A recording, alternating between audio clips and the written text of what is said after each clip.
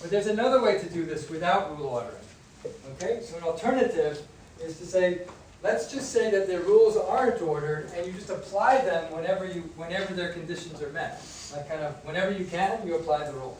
So that would work like this. You would say, let's say you start with lupo, and we've got those two rules, and you try to apply your rules, and neither one applies, right? Because there's no OI, and there's no SI, and so nothing happens.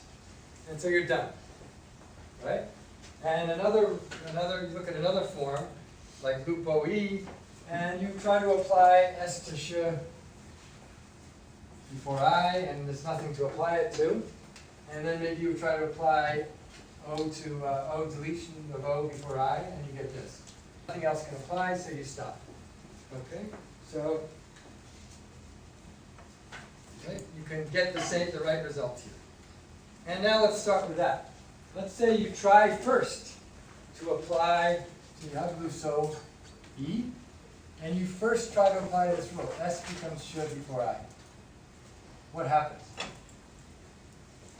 What happens if you try to apply this here? You get a change? No. Then you say, okay, how about O is deleted before I? Do you get a change?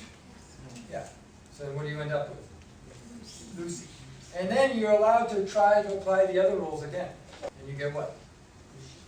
Yeah. So look, we can actually get rid of rule ordering and still get the right result here. We could get Lucy.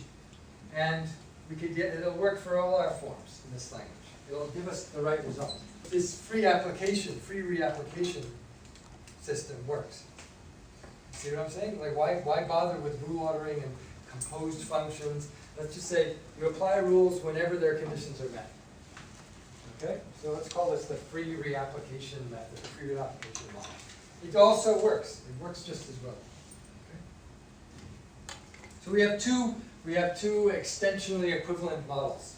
So now let's look at we looked at this other set of data, and here just add here.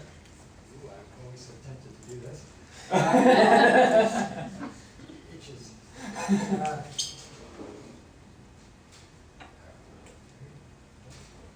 What was the other forms? Unnut or something.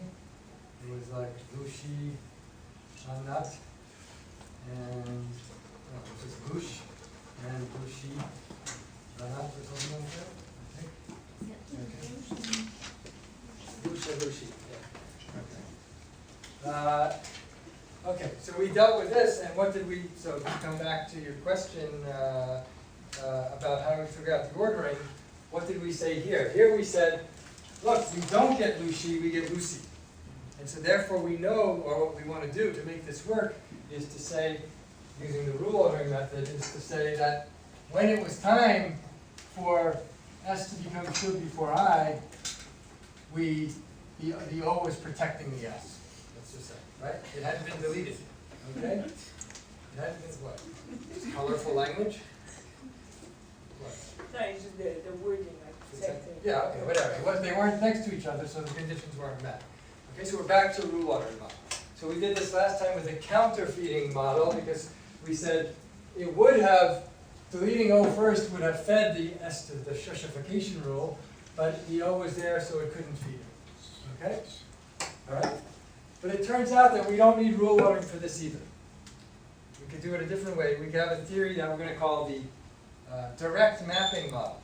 Just said, imagine that rules just apply to the underlying form, and that's it. And so we look at the underlying form, and we say, apply rule 1 to the underlying form, and it gives us Lucy.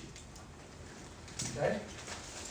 And then apply rule 2 to the underlying form, and it gives us this. Rule 1 to the underlying form. Oh, wait, sorry. Is this the ordered one? Sorry, this is still the ordered one, right?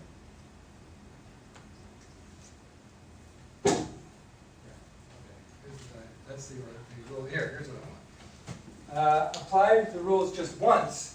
So Mathieu, you have to apply everything just once. Okay? Under this new direct mapping line. And it says, here's the underlying form. I put it in the middle.